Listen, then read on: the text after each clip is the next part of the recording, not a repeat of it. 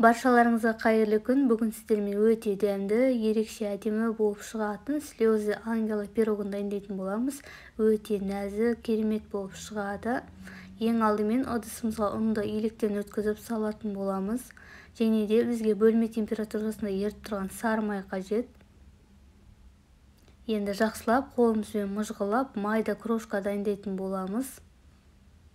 Осылай толықтай майымызды араластыру қажет. Бізде осындай өте әдемі майда крошка дайын болды. Енді құмшекер саламыз. Және де қопсытқыш. Енді жақсылап бір-екі рет араластырып алатын боламыз. Және де бізге бір жұмыртқа қажет.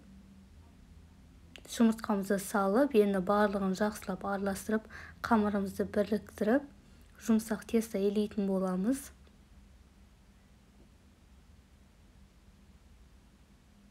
Осымен дайын болды. Жұмсақ әдемі тесто шығады. Енді пакетке салып, холодильникке салып қоятын боламыз. Жарты сағаттай салып қоясыздар. Енді бізге творог қажет. Және де 3 жұмыртқаның сарысын саламыз. Және де қаймақ, кез келген қаймақ қолдана берсеңіздер болады. Және құмшекер саламыз. Барлығын жақсылап блендермен езіп, немесе осылай венчиктің көмегімен жақсылап араластырып аламыз. Толықтай араласып, ірі творогтарды жақсылап мұжып аласыздар. Бір келкі масса шығуы қажет. Дайын болды. Енді белок дайындайтын боламыз. Меренгамызды ең алдымен 3 жұмыртқаның ағын алып, жақсылап миксерлеп аласыздар. Кішкене содан кейін барып құмшекер салып, тоқтатпай бір жаққа қарай жақсылап миксерлейтін боламыз. Бізде ағып кетпейтіндей формасын ұстайтын жақсы меренга шығуы қажет.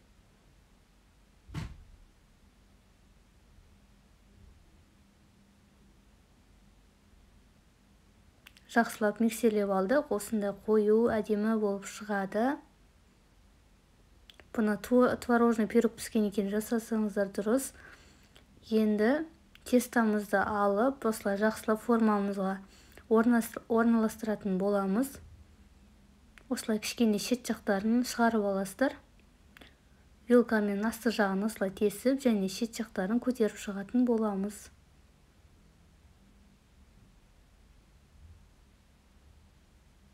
Барлық шетін осылай жасап шығасыздар. Дайын болды. Енді творожный массамызды құятын боламыз. Бұл кәдімгі творожный пирог. Пешімізді алдын ала қыздырып, пісіріп алатын боламыз қызарғанша. Шет жақтағы корждар піссе, пирог дайын деген сөз. Осылай творогымызды бір келкетіп құйып, кішкене сілкіп алсаңыздар болады. Енді пешімізге салып пісіретін боламыз. Біздің творожный пирогымыз дайын. Осылай өте әдемі болып шықты. Осылай творогымыз қатып, суыған екен жасайтын боламыз. Енді дайын болған осы белогымызды, яғни меренганы құятын боламыз.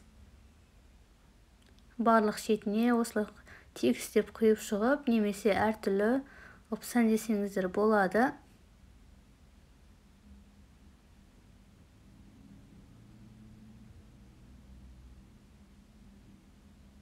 Арнайы насадкілермен құюға да болады.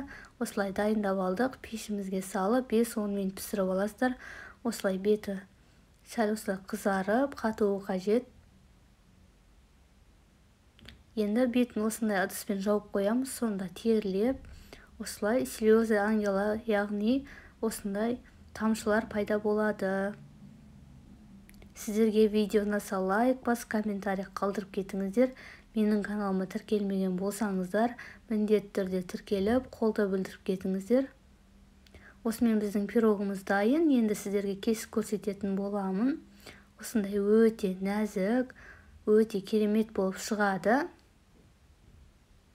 Осындай 2-3 сағатқа қатырып қойсаңыздар болады. Бірден жесеңіздер өте